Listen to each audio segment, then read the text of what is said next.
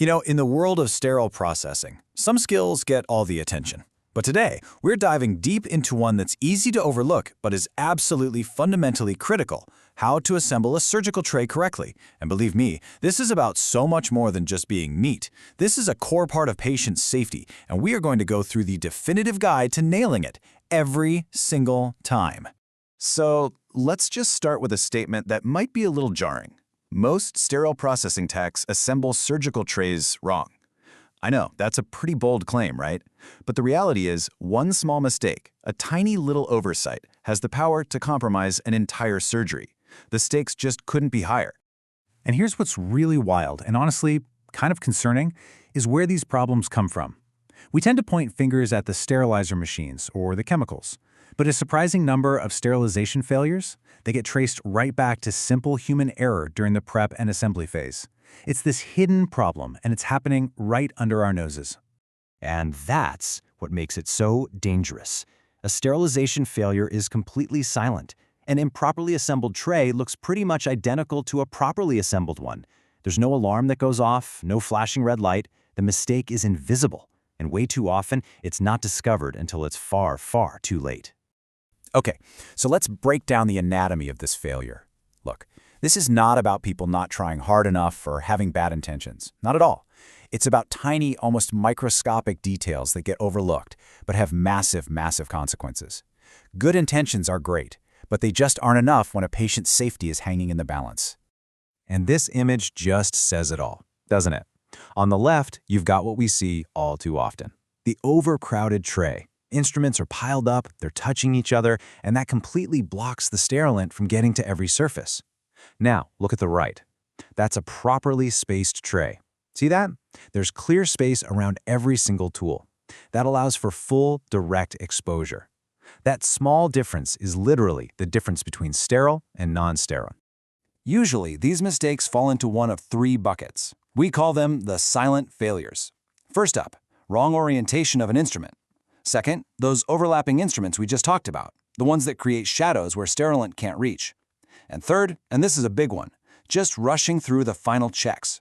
Seriously, these three things are responsible for the vast majority of assembly-related failures. But here's the good news. There's a fix.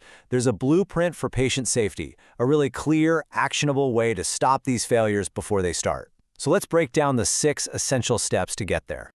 Here they are. These are the 6 steps that, if you follow them with precision, will absolutely crush the number of tray failures. It all starts with a clean workspace, then moves to a logical arrangement and proper orientation, then we tackle overcrowding, add in our indicators and final checks, and finish with a correct wrap and label. Let's dig into each of these. But before we do, we have to understand the science, the core principle behind all of this. It's called sterilant penetration. This is the whole ballgame right here. The sterilizing agent, whether it's steam or gas or whatever, it must make direct contact with every single surface of every single instrument. If it can't, you don't have sterility. Period. It's not negotiable. All right, let's dive into the first 3 steps. Step 1 is all about setting the stage. A clean, decontaminated, organized workspace prevents mistakes from even happening. Step 2 is all about logic. Group your instruments by type, all the cutting tools together, all the graspers together, and arrange them in a way that makes sense for the surgeon. And step 3 is where accuracy is key. Hinges have to be open. Ratchets, those little locking things, they should be on the very first click. This isn't just a random rule. You are literally creating a pathway for the sterilant to get in there and kill any microbes hiding in the joints. Now, let's look at the final 3 steps. Step 4 is a big one, a cardinal rule: never stack instruments. Think of it like real estate. Every single piece needs its own little plot of land to get full exposure. For step 5, you place your chemical indicators, and then you methodically, carefully check every single item against your list. Don't rush this part. And finally, step 6 is the wrap. You want it snug and secure, but not so tight that it chokes off the sterilant. Then, you label it clearly with the date, the tray name, and your initials. Okay, so now that we know the right way, let's hammer home where most people go wrong. It's so important to recognize these common, costly mistakes. These are the exact points in the process where most trays fail.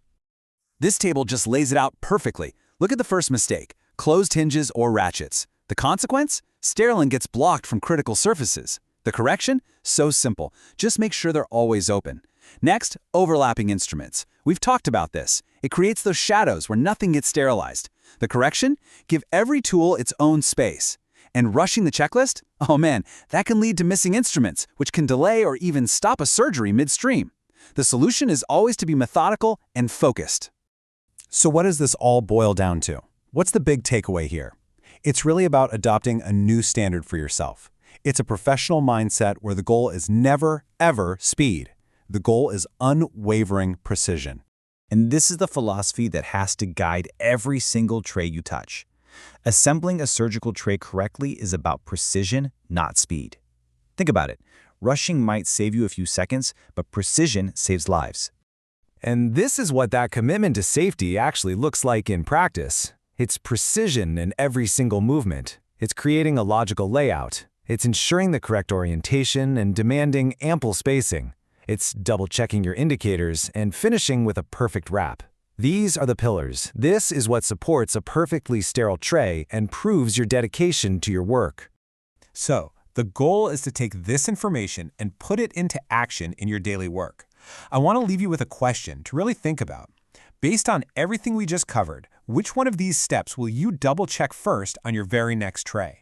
Because that first small change, that's where perfection begins.